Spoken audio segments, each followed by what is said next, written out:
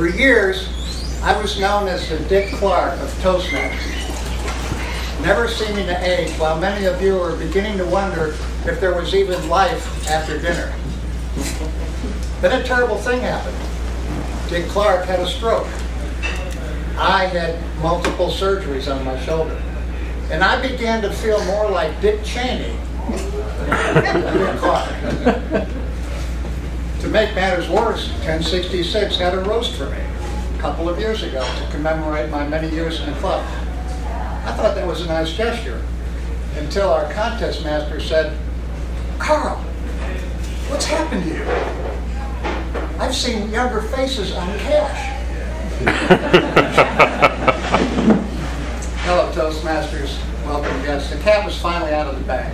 I could no longer convince the ladies that I was still 39 years old, especially when I have soup stains on my tie older than that.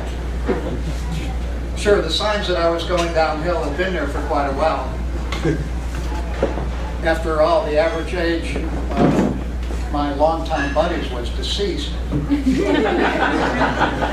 But I was in denial. And as many of you know, denial is the first stage of the grieving process. So, for those of you approaching your midlife crisis, you can learn from me, because I've been through all 5 stages of grieving about getting old.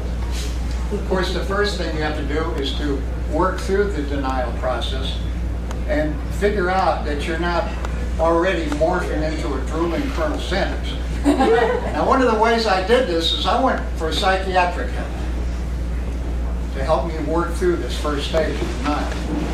One afternoon I said to the shrink, I said, "Doc, as I get older, I've got this terrible feeling that nobody takes me seriously anymore." And he said, "You're kidding." Well, obviously he was in denial. Another thing I tried was I started hanging out with Earl Wood, figuring I would look younger by comparison. After all, Earl remembers when the Dead Sea was only sick. However, that strategy had some drawbacks. One time, I set my drink down at his house for just a second, and he dropped his teeth in it. Well, I eventually worked through the denial stage of grieving, but then I had to deal with the second stage, which was anger. I was getting mad at the idea of getting old. Every little thing would set me off. For example, I was angry that the pills that they gave me years ago in the military to take my mind off women were just now starting to kick in. I was angry that I was starting to make noises like my coffee maker. But the last straw was when I called the incontinence hotline.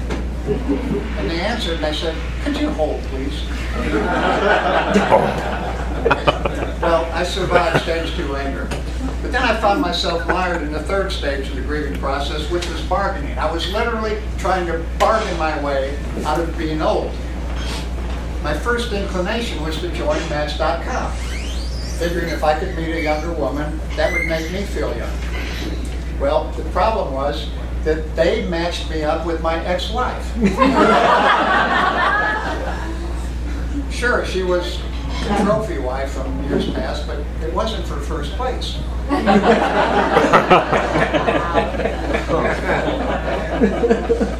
I got an email from another Match.com member. Her name was Foxy Lady 92. And I concluded that the 92 was her age. I'm not saying she was unattractive, but I think I saw her in an Alpo commercial. And when we would go out, she'd ride with her head out the car window. Well, somehow I worked through the bargaining phase of my grieving, but I found out that the fourth stage was even worse, because that was depression. You have all been there, right? You get depressed when you think about the idea of getting old.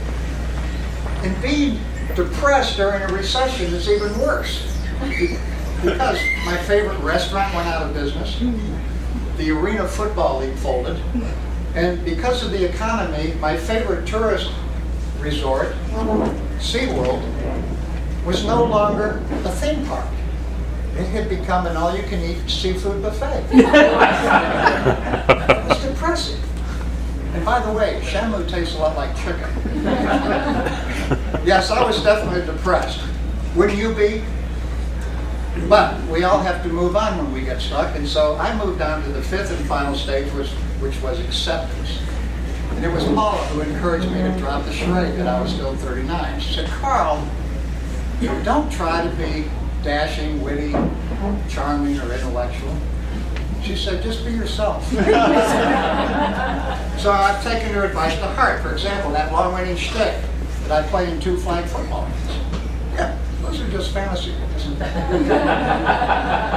The only football injury I ever got was moving my big screen TV about 3 feet to the left because the FSU place kicker kept missing the field goals 3 feet to the left.